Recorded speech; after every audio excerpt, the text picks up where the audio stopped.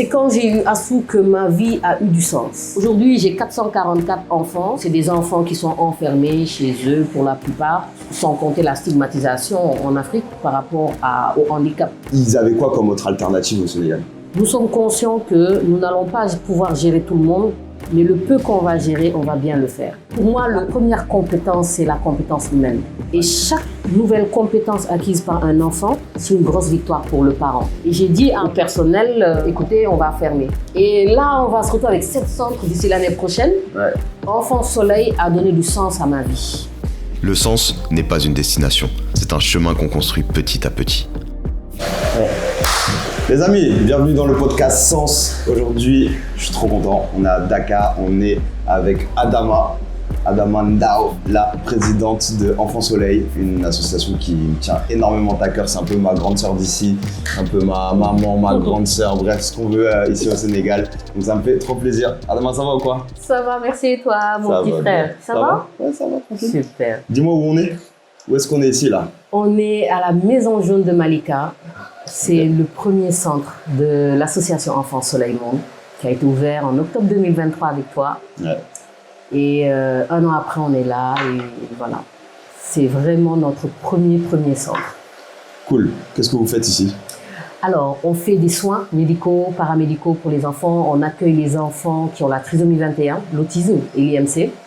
Et ils ont des soins gratuits d'orthophonie, de psychologie clinique, de psychomotricité, d'ergothérapie.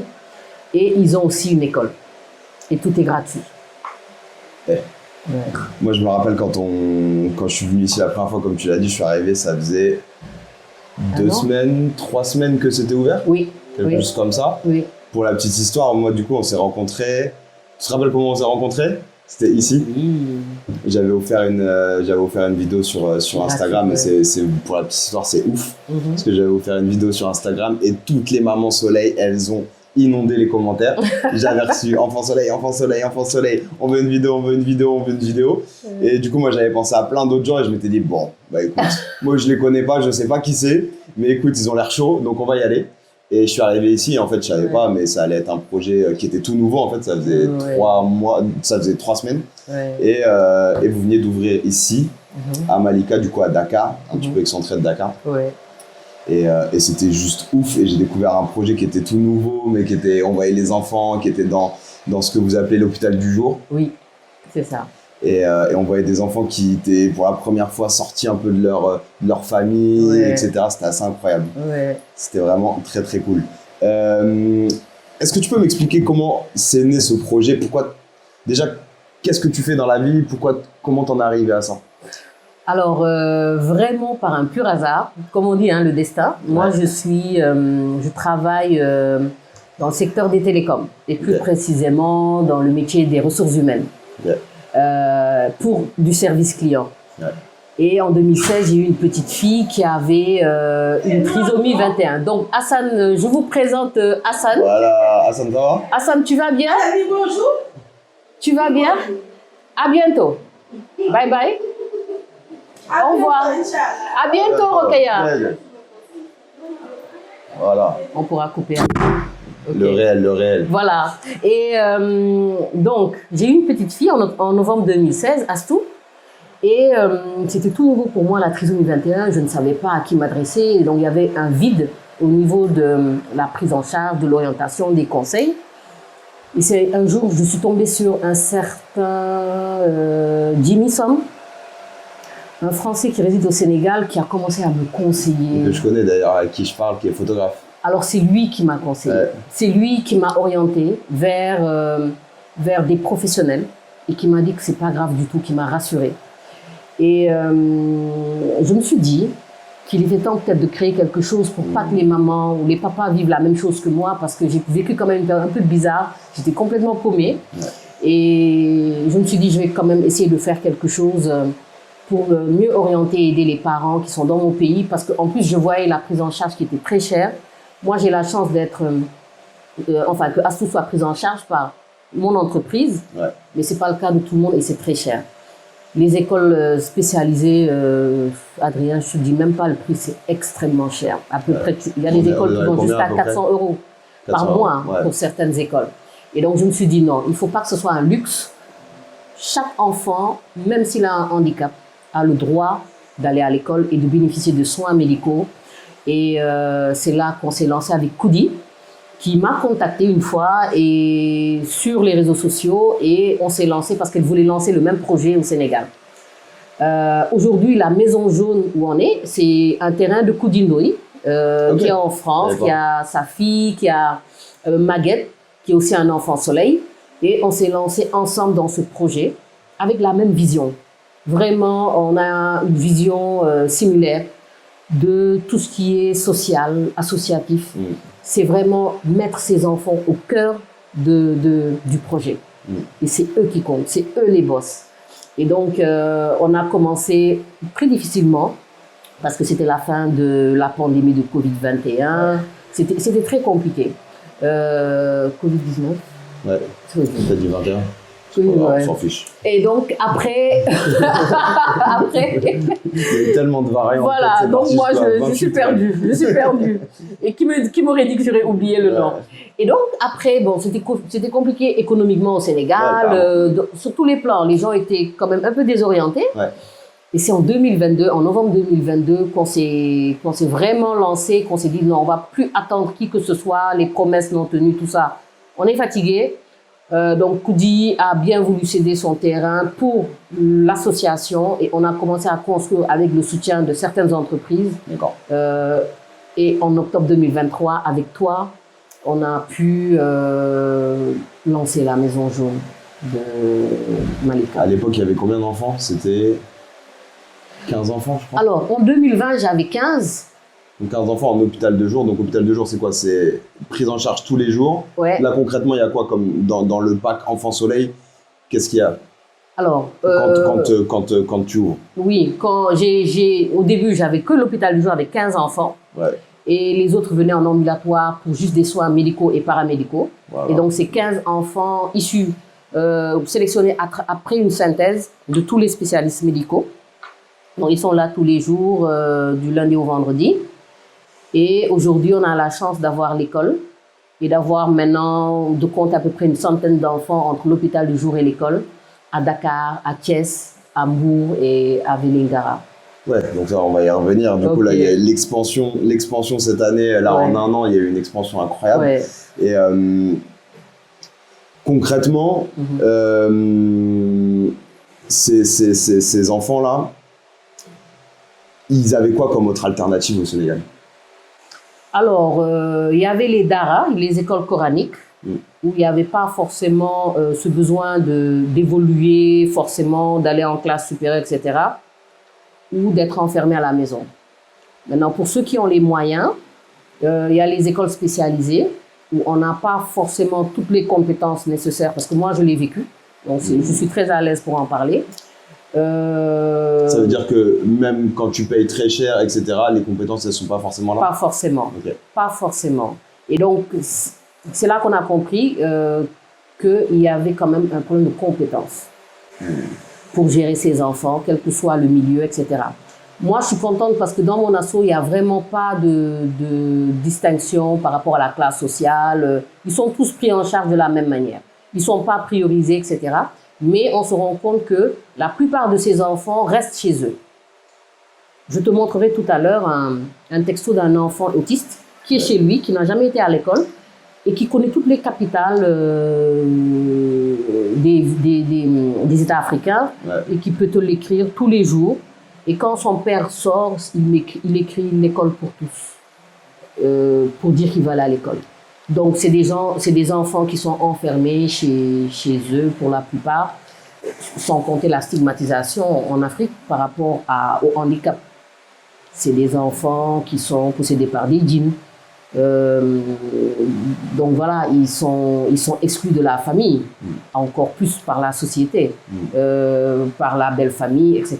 Et donc, moi, j'ai 65% des mamans qui ont été abandonnées parce que leur enfant avait abandonné par le père, abandonné par la famille. Par le père ou la belle famille, ou voilà.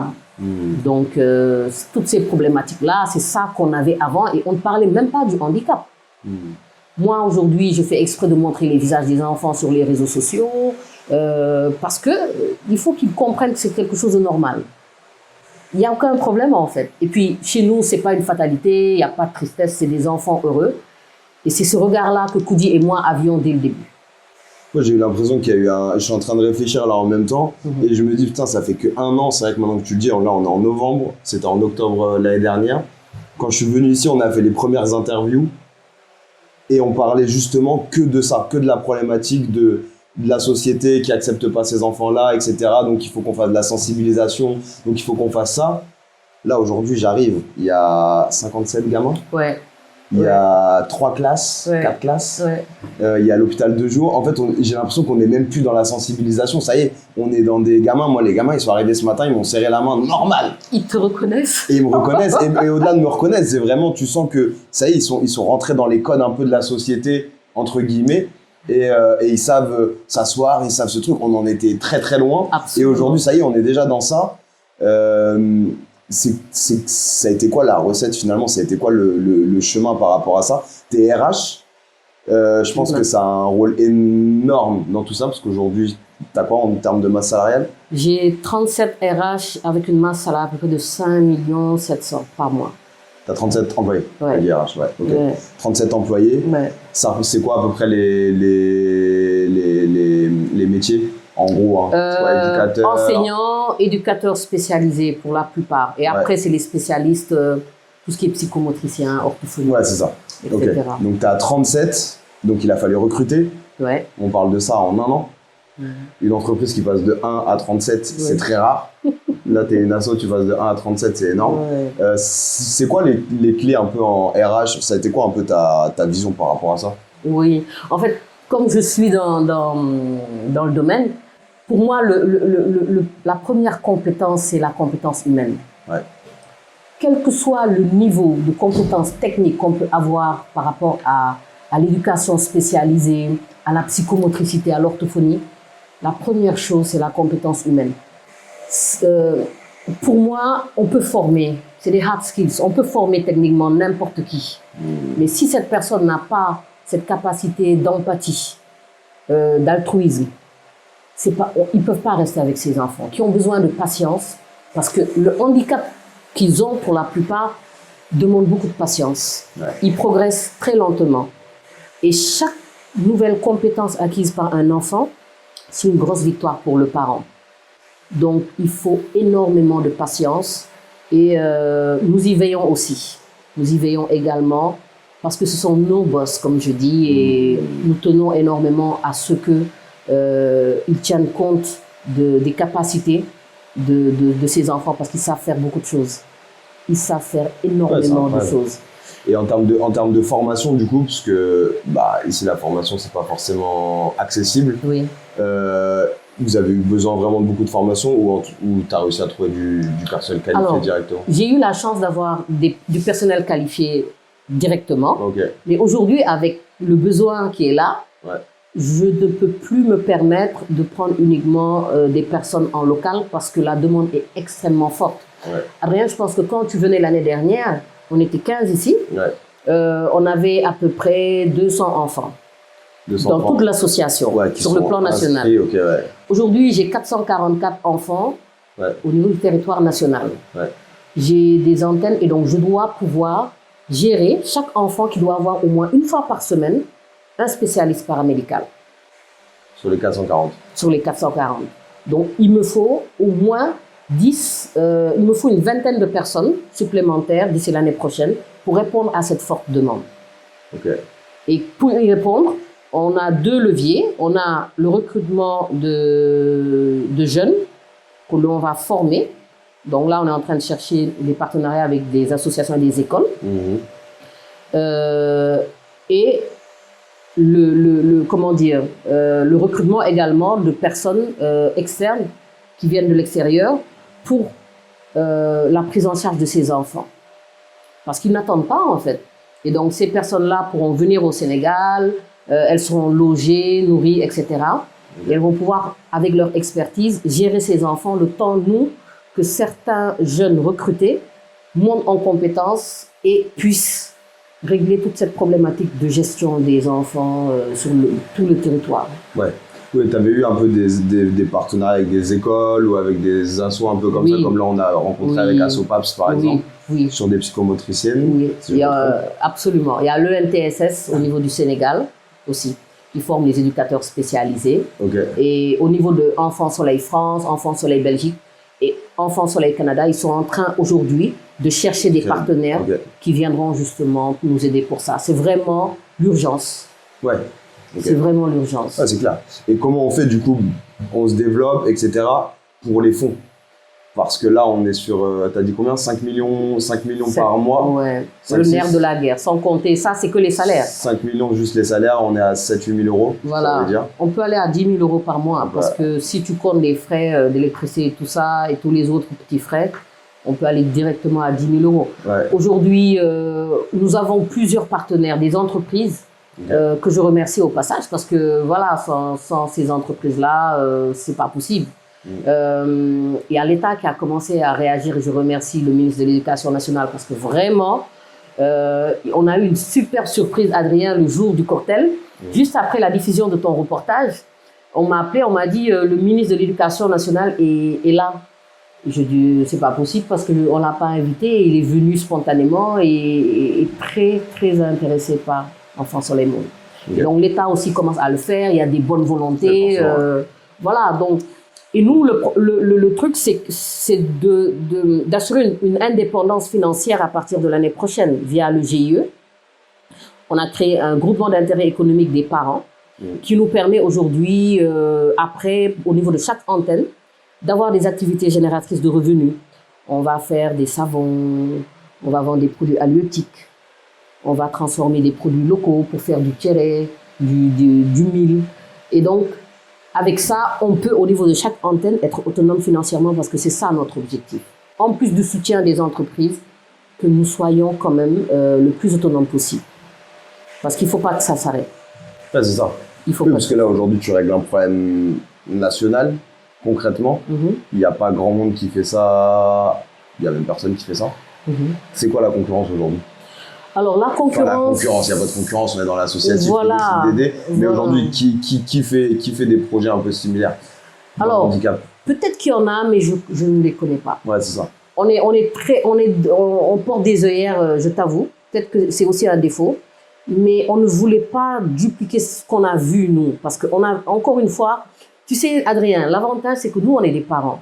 Ouais. On a vécu... Et ça a été construit par des parents. Exactement. Ça a été construit par des parents et on est une communauté qui s'agrandit et qui devient très forte. Et donc, nous, on sait ce qu'on veut pour nos enfants.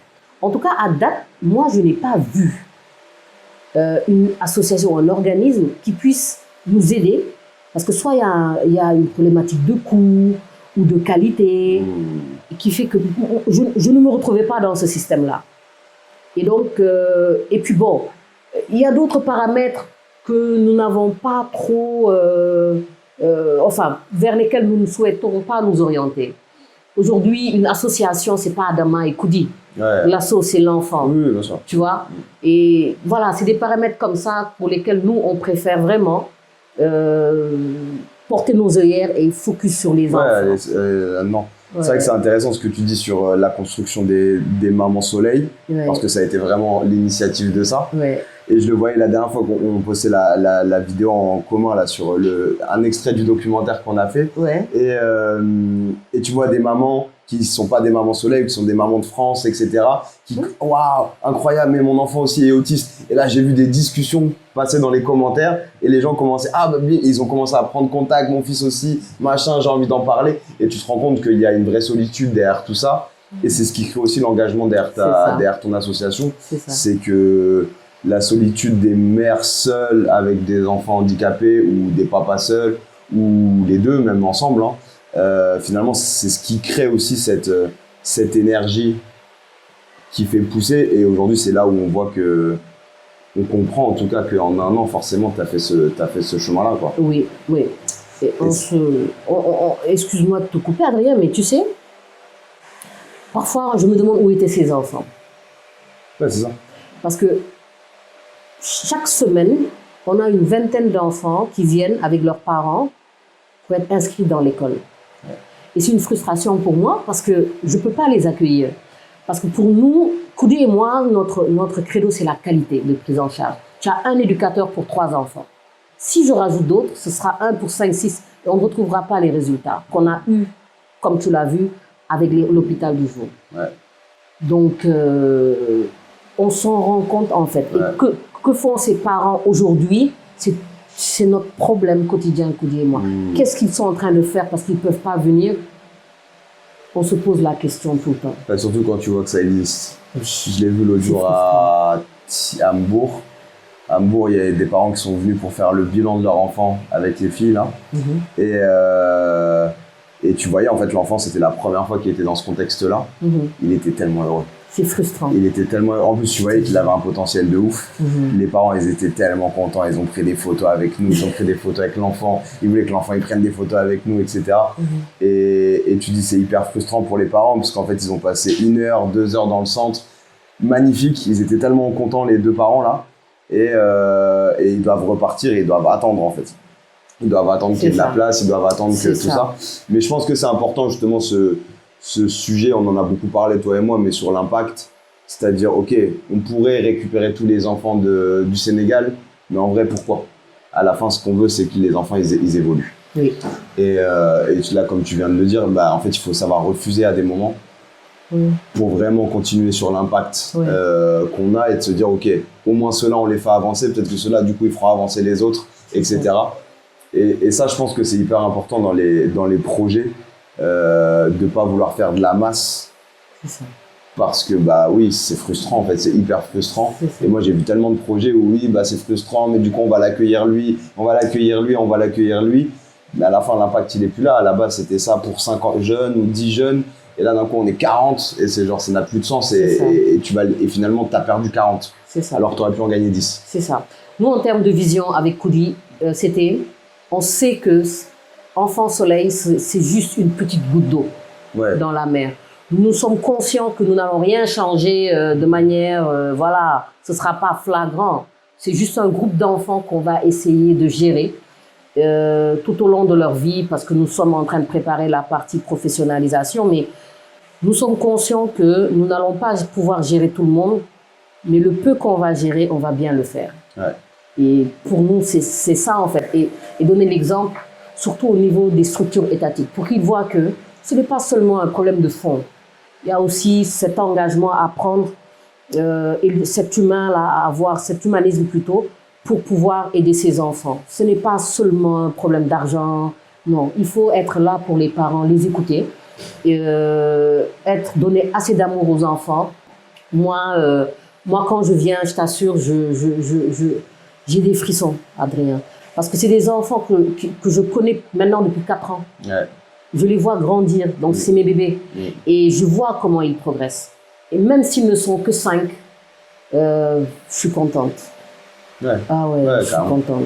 Je suis contente. Parce que tu vois l'évolution. Voilà. Mon objectif, c'est pas d'avoir 1000 enfants au Sénégal, de sortir des chiffres super méga balèzes. Le jour où tu entendras qu'au Sénégal, Enfant Soleil a 2 diplômés en certificat d'études, sache que je suis à l'hôpital, quoi. Parce que je serai bourrée d'émotions et je vais tomber évanouie. Parce que c'est ça notre objectif. Et tu vois la classe où on était parti, c'est ces enfants-là qui sont suivis parce qu'ils ont ce potentiel. Et ils ont le potentiel. Maintenant, nous, on vient juste montrer que c'est possible. Mais on sait qu'on n'adresse même pas, peut-être, on n'a pas les statistiques au Sénégal, mais est-ce que même on a adressé 3% de la cible? Non. On en est conscient. Le podcast, je l'ai appelé Sens, parce que je pense que derrière tout ça, on cherche beaucoup à chercher du sens. En tout cas, moi, ça a été le cas. Tu vois, dans la photo, je savais faire de la photo, je cherchais un peu le sens de ma vie. Toi qui es issu du salariat, qui est toujours à travailler à côté, tu pourrais être directrice d'Enfant Soleil. Aujourd'hui, c'est une vraie structure. Ça a été quoi le changement dans ta vie par rapport à ça? Est-ce que ça a été ta fille? Est-ce que ça a été Enfant Soleil? Et tu vois, derrière ce mot sens, qu'est-ce qui résonne pour toi par rapport à tout ça? Alors, je réfléchis beaucoup par rapport à ça et je pense que tu le sais. J'ai beaucoup aimé le nom de ton podcast, Sens, parce que c'est quand j'ai eu Astou que ma vie a eu du sens. J'ai compris la mission que j'avais. Ouais. Et Enfant Soleil a donné du sens à ma vie. Et je pense qu'Oudi aussi. Je n'ai pas la prétention de parler pour elle, mais je pense que le fait d'avoir ce projet et de viser l'inclusion des enfants avec tout ce que ça comporte comme contraintes, obstacles, ça a donné du sens à ma vie. Moi, j'étais une grande carriériste, Adrien. Ouais. J'étais une très grande carriériste. Pour moi, tout était déjà prédéfini, voilà. Ouais. Et boum, Astou. Qu'est-ce que je vais faire? Et ma vie a eu plus de sens maintenant qu'avant. Et je me pose la question, comment serait ma vie sans ça? Et je pense qu'elle n'aurait... Enfin, je serais dans des futilités. Mais aujourd'hui, je sais que même si j'arrêtais aujourd'hui Enfant Soleil, même si c'est pendant 2 jours, j'ai fait quelque chose de bien. Ouais.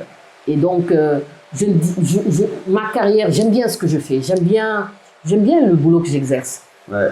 J'aime beaucoup, hein. Oui, mais après, tu es dans l'humain aussi. Tu fais de la formation, voilà, tu fais de la RH, je fais tout ce qui est... Et puis j'aime bien. Et puis j'aime bien, vraiment. Mais Enfant Soleil Monde, je n'aurais jamais imaginé, il y a 10 ans, que je serais là assise à parler d'une association parce que pour moi, j'étais dans ma zone de confort, tranquille, je ne suis pas sur les réseaux sociaux. Voilà, j'étais bien. Maintenant, là, je me bats, je me mets au devant. Des parents se mettent au devant pour leurs enfants. Et moi, je pense à des personnes. Là, je te parle, je pense à Anta, je pense à Fatniaï, je pense à Maïmouna. C'est aussi des mamans qui étaient là, tranquillement, qui faisaient leur vie et qui, aujourd'hui, vont dans les entreprises, qui se battent comme des lionnes pour Enfant Soleil. Neyboy, Aïcha. Et pour moi, c'est tout le sens de cet assaut, parce que les gens se découvrent eux-mêmes. Donc, ce qui a changé d'abord, c'est moi. Toi, tu n'avais pas ce petit côté social Non, ce que je faisais, il y avait une association, là, il y a eu Tidjane, avec Jainaba ou d'autres associations. Ce que je faisais, c'était... je leur donnais quelque chose, je disais, ne dites pas que c'est moi, ou en toute confidentialité, pour avoir une bonne conscience, voilà, mais sans plus. Vraiment. Vraiment. Et là, maintenant, je me rends compte qu'au moins, je fais quelque chose d'utile. Pour moi, c'est une chance. Pour moi, c'est une chance. Et j'ai embarqué pas mal de gens dans mon aventure. Et tu sais, Adrien, j'ai retrouvé beaucoup d'amis d'enfance dans cette aventure. Ah ouais? Ah ouais, des promotionnaires de Jeanne d'Arc. Sabel Faye, qui était ma meilleure amie. J'ai retrouvé Salatou Laïba. Donc, je retrouve Papinda Okumba, Maguette Cham. C'est vraiment des amis d'enfance. Okay. Et on s'est retrouvés pour se battre pour Enfant Soleil. Incroyable. Ou bien, par exemple, Salah, c'était juste un courrier que j'ai envoyé et c'était elle qui était au niveau de l'ONG que j'avais ciblé.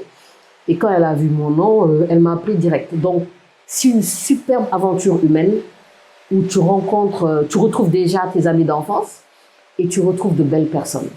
Comme toi. Et ces enfants, ces amis-là, est-ce qu'ils ont quelque chose à voir avec le handicap? Oui, pour certains, par exemple, il y en a une, elle a un enfant soleil. Okay. D'autres non. Ouais. Mais c'est les mamans et les papas de Astou. Donc pour ça, pour Astou, ils sont dans le combat. Kodundao, c'est la maman de Astou. Ouais. Elle est dans le combat. Et donc c'est énorme. C'est énorme pour moi parce que ce sont vraiment mes amis. Je me rends compte qu'ils vont me suivre partout où je vais. Et dans cette aventure, ils m'ont suivi. Ouais. Et j'ai eu des frères et des sœurs dans cette aventure. J'ai eu toi, j'ai eu Piro. Au sein de l'association, j'ai Khadija Asso qui est un pilier pour moi. Et c'est grâce à Enfant Soleil que j'ai eu cette famille-là aussi. Parce que c'est vraiment des gens qui me sont très chers. Ouais, c'est intéressant. C'est pour ça que je te demandais si c'était porteur de handicap ou pas. Enfin, s'ils avaient des gens porteurs de handicap. Mais en fait, c'est incroyable comment une cause ça peut rassembler des gens. Oui. Et ça passe par de l'émotion, en tout cas, ça passe par du privé. Et voilà, comme tu as dit, en fait, c'est des frères et sœurs ou des pères et mères à Astou, à ta fille. Et du coup, en fait, ils sont forcément touchés par la cause. C'est ça. Et ma famille. Ouais. Et ma famille. Parce qu'en fait, Adrien, moi, quand j'entends les gens dire « Ouais, les gens sont stigmatisés par leur famille », alors que moi, c'est la plus pourrie de la famille, quoi.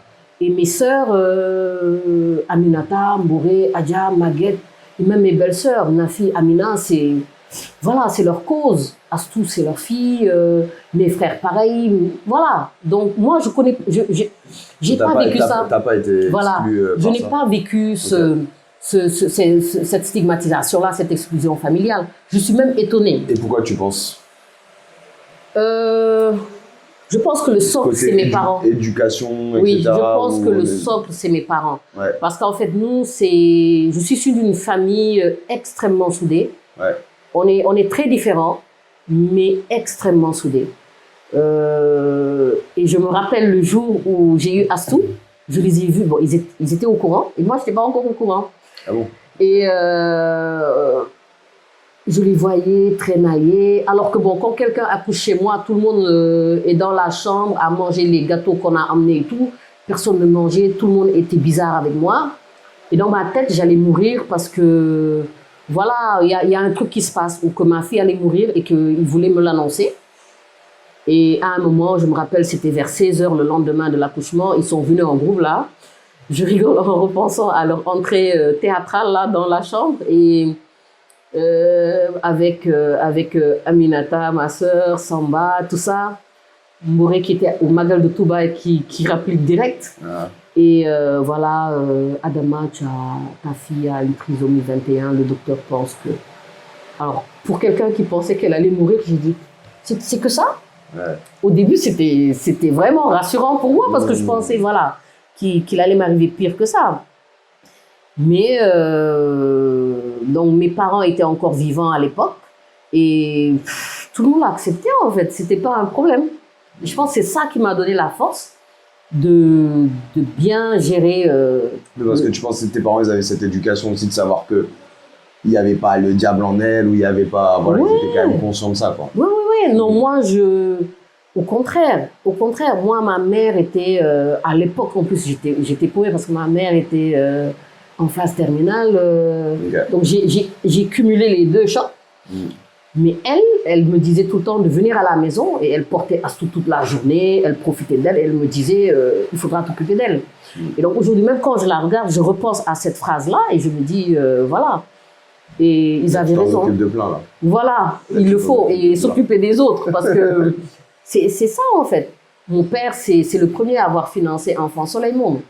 Et je me rappelle le deuxième mois, il me dit mais tu sais toi, tu as un problème d'organisation. Hein? Parce que les cotisations, tu ne demandes même pas. Hein. Je lui dis, ah ok, ça fait déjà un mois. Il me dit, oui. Donc, il m'a donné et le troisième mois, il est décédé. Et donc, mais c'est lui qui a été le premier à financer Enfant Soleil Monde en me donnant sa première cotisation et en me disant que ça va aller. Donc, je ne m'en fais pas parce que je sais que j'ai le soutien de mes parents qui m'ont quitté et j'ai le soutien de ma famille qui constitue pour moi un socle extrêmement important dans ma vie d'équilibre. Et voilà, j'ai aussi des amis extraordinaires, même Fatou Samb, j'ai des amis extraordinaires. J'ai vraiment de la chance, hein. Je m'en rends compte. Et c'est cette énergie-là positive qui m'a permis de créer Enfant Soleil. Ouais. Parce que je n'aurais pas eu cette énergie ni cette force si derrière, ma famille, mes amis n'étaient pas à côté de moi. Ah, bon. Si on te la donne, c'est que tu la rends aussi. Hein. Voilà, je la rends et puis j'espère bien la rendre aux gens. Vraiment. Alors, ça a été quoi les gros obstacles que tu as eu pendant tout ça? Peut-être avant ou là, pendant, là, ça a été quoi les moments un peu difficiles de l'assaut? Ouais. Si t'en as, tu vois. Oui, il y a eu des moments. Forcément, il y en a eu. Oui, il y en a eu. C'est déjà les sous qui manquaient pour aider et payer les médecins. Moi, je me rappelle, et c'est là que je redis que l'humain est important. En septembre 2023, juste après l'ouverture, je n'avais plus de fonds, Adrien. Ouais. Et j'ai dit au personnel, écoutez, on va fermer. Et ils m'ont dit, si c'est pour une histoire de salaire, nous, on reste. Hein. C'est pas pour autant qu'on va arrêter. Et le lendemain, il y a une entreprise, Eiffage, qui m'envoie un chèque de 10 millions. Et je les rappelle, non mais vous continuez de toute façon, vous allez être payés. Hein. Et voilà, l'aventure continue et ça, c'était un moment difficile pour moi. Je pense que c'était un moment extrêmement difficile. Vous avez vraiment failli fermer. Fermer. Le temps d'avoir des fonds. Le premier mois d'ouverture, j'ai failli fermer. Parce que je n'avais plus rien. Et par la grâce de Dieu, j'arrive à m'en sortir. Et là, l'idée maintenant, c'est de pérenniser, de trouver des fonds pour vraiment, parce que l'attente est tellement forte que je n'ose même pas imaginer une seconde ne pas l'avoir. Mais heureusement, on a des parents maintenant engagés et les entreprises nous font de plus en plus confiance. Une entreprise qui te donnait peut-être 500 000, 1 000 euros, te donne maintenant 10 000 euros parce qu'ils voient l'impact de ce que tu fais et la population que tu as. Ouais.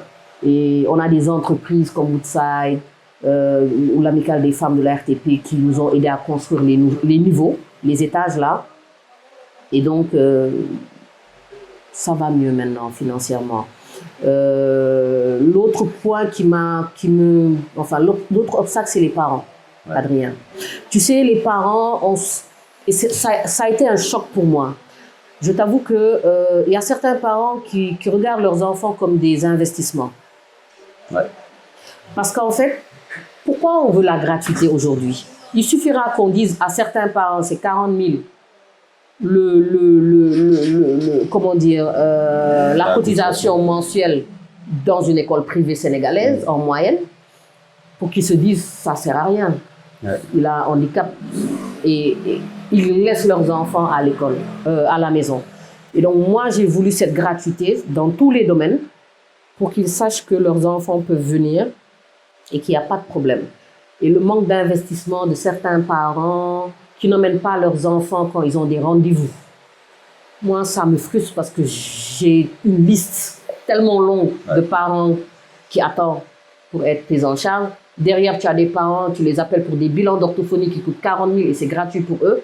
Ils n'emmènent pas leurs enfants. Et donc ça, c'est aussi pour moi un obstacle. Il faut que les parents comprennent que c'est des trésors.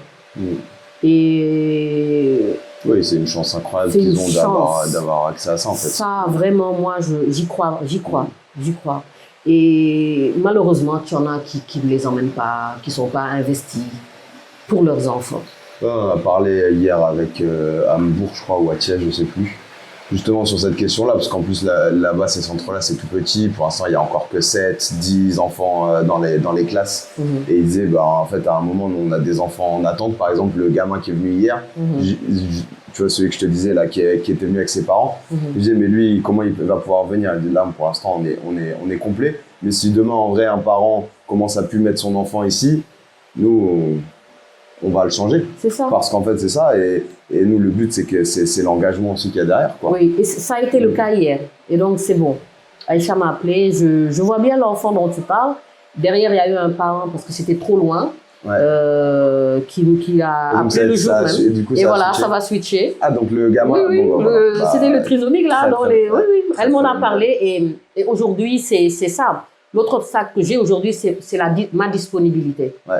Parce que les parents m'appellent et me parlent de leur histoire. Je dois les écouter.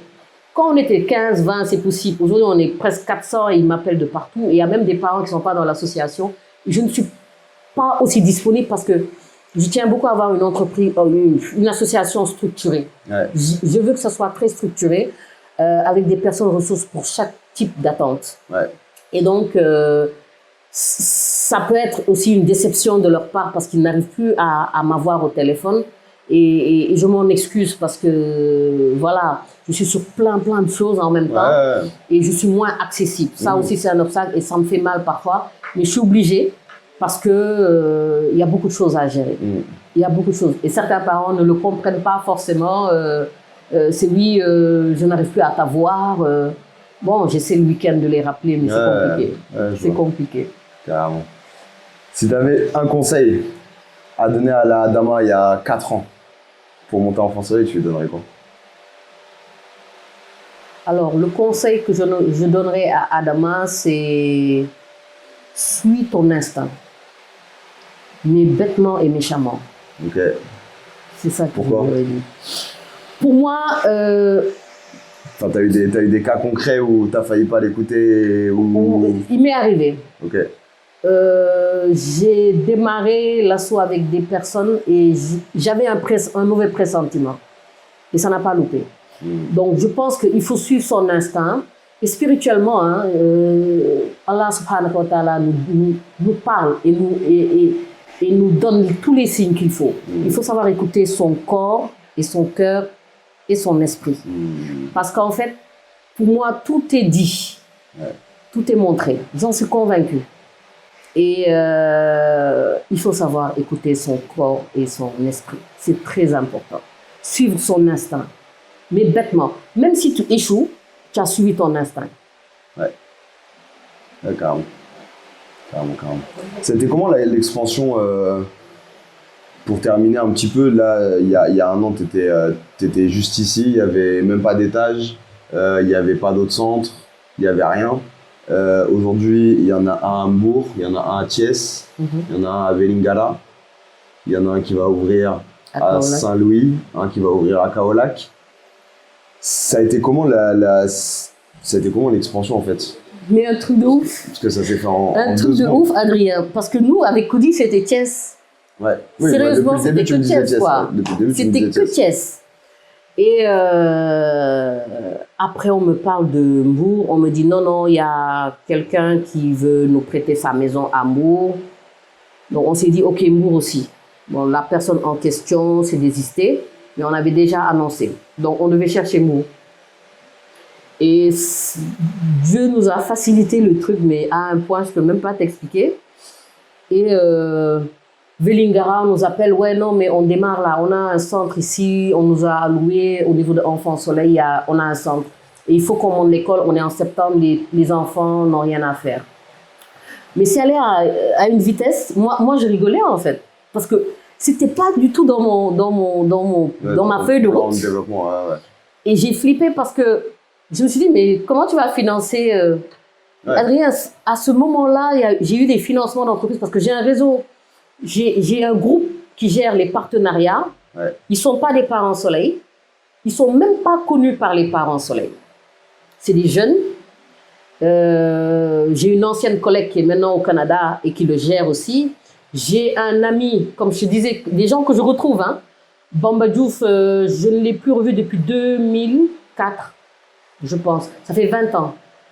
Et grâce à Enfants Soleil, je l'ai retrouvé au niveau des États-Unis. Il travaille. J'ai Salif. Donc, c'est un groupe qui gère le partenariat. Et grâce à ça, et à un groupe qui s'appelle aussi GRV, c'est des mamans Soleil qui sont actives, hein, qui sensibilisent beaucoup dans les supermarchés et tout ça.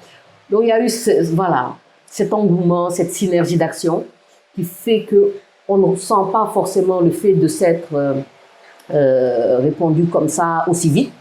Et Kaolack aussi et Saint-Louis, ça va être pareil parce qu'ils sont super engagés et ils sont prêts. Hein?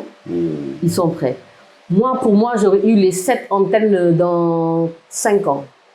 Okay. Dans notre projection avec Koudi. C'est dans 7 ans qu'on aurait eu ça. Nous, on s'est dit, on peut quitter Enfants Soleil quand on aura 3 centres. C'est ce qu'on s'était dit. Non, il va falloir que tu partes. Je t'assure, il faut que je parte. Parce que ça, c'était ça l'objectif. Et là, on va se retrouver avec 7 centres d'ici l'année prochaine. Ouais. Mon Dieu, alhamdoulilah. Alhamdoulilah. Incroyable. Ouais. Du coup, c'est quoi la suite?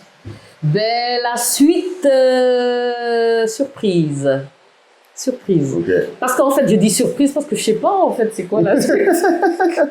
Non, mais on a des plans par rapport à des centres professionnels.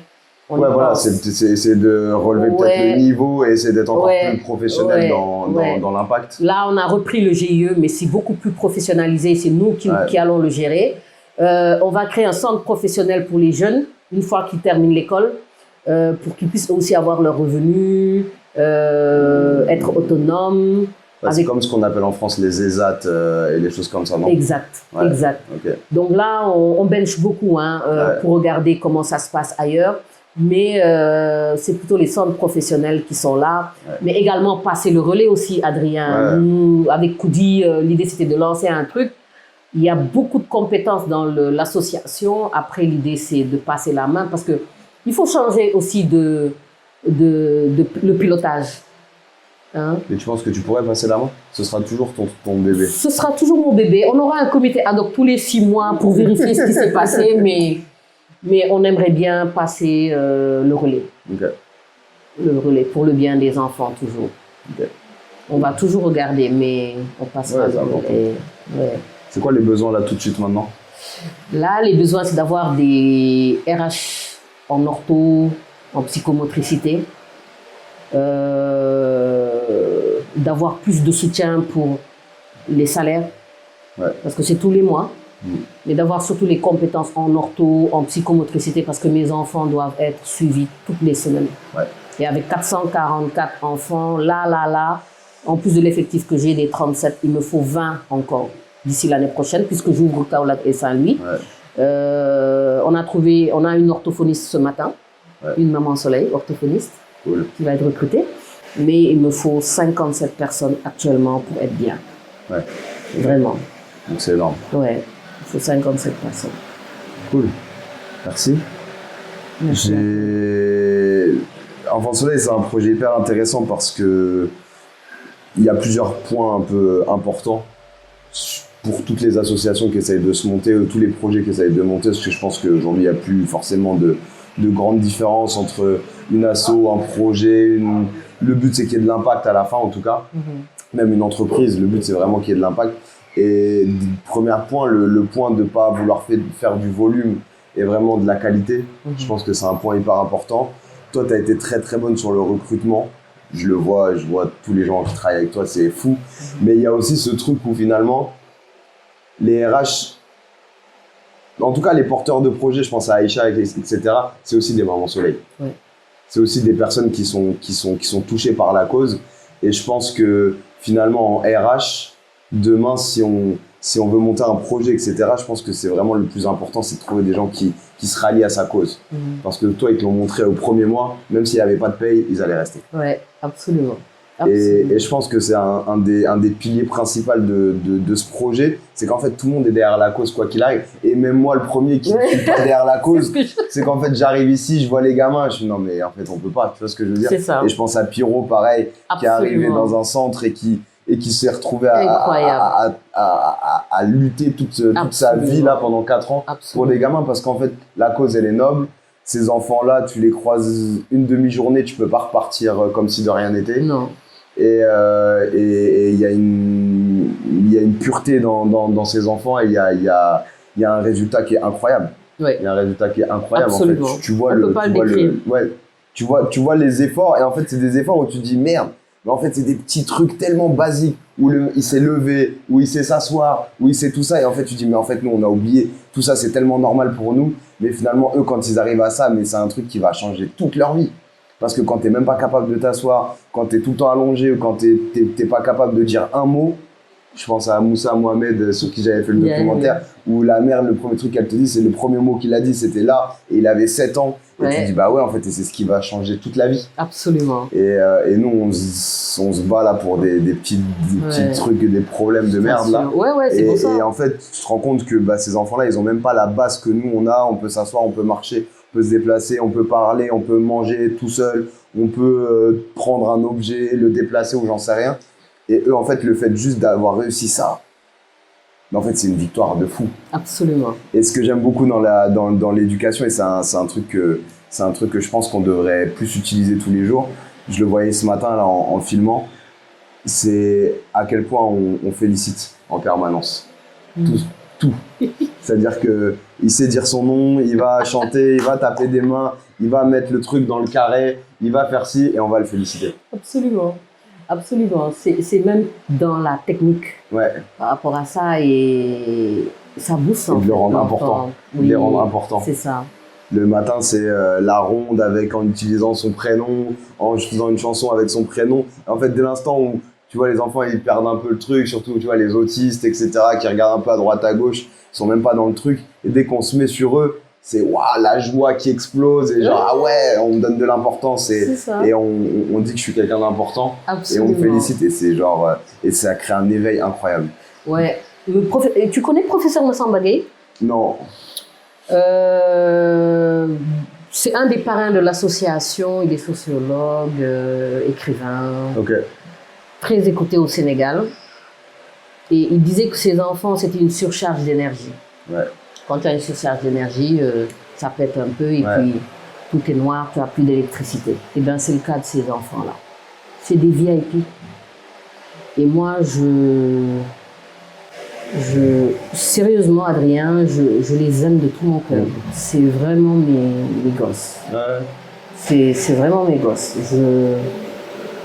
En fait, il y a un côté intense. Ouais. Il y a un côté intense dans les... Et je pense qu'on est tous les deux des personnes où on aime bien l'intensité. Ouais. Tu vois, moi, je voyage partout, je cours partout. Mais parce qu'en fait, on aime cette intensité. C'est ça. Et quand tu es avec ces gamins-là, en fait, tu ne vois même pas. Mais là, ça fait 4 jours que je suis qu'avec des enfants soleil. Oui. Je vois pas un autre enfant. Et en fait, c'est presque devenu pour moi un enfant, c'est comme ça. Voilà. Tu vois, en fait. C'est cette intensité-là. Ouais. Et ouais, non, c'est... Non, c'est intense. Hein. C'est un autre volet de la vie que quelqu'un peut ne pas connaître toute sa vie. Tu peux vivre une vie normale avec des gens, mais cette sensation-là, il faut la vivre. Hein. Ouais. Quand tu vois un enfant qui ne parlait pas, qui ne marchait pas, qui avait vraiment beaucoup de contraintes, beaucoup de blocages, et qui après le fait, qui fait même des mathématiques, tu revois cet enfant qui te reconnaît et qui saute vers toi quand il te voit. Ouais. Tu redemandes quoi dans la vie? Il n'y a pas de prix. Il n'y a aucun prix pour ça. C'est clair. T'as un mot pour finir ça? Un mot. Un mot. Yakar. Ça veut dire quoi? Espoir. Ouais. Un mot. Espoir. Cool. Merci beaucoup. Merci Adrien. On met tous les liens dans la description de la podcast, de la vidéo de YouTube, tout ça pour voir Enfant Soleil. Inch'Allah. Et moi, tout ce que je te souhaite, c'est que ça grossisse. On va faire grossir ça en tout cas. Ensemble, Inch'Allah, mon frère. Merci beaucoup. Merci Adrien. Merci d'avoir écouté cet épisode de Sens jusqu'au bout. Si ces histoires t'ont inspiré ou touché, partage-les autour de toi, donne une note ou laisse un commentaire pour aider à amplifier leur impact. C'était Sens et je te donne rendez-vous très bientôt pour un nouvel épisode avec encore plus d'histoires inspirantes et de projets qui changent le monde.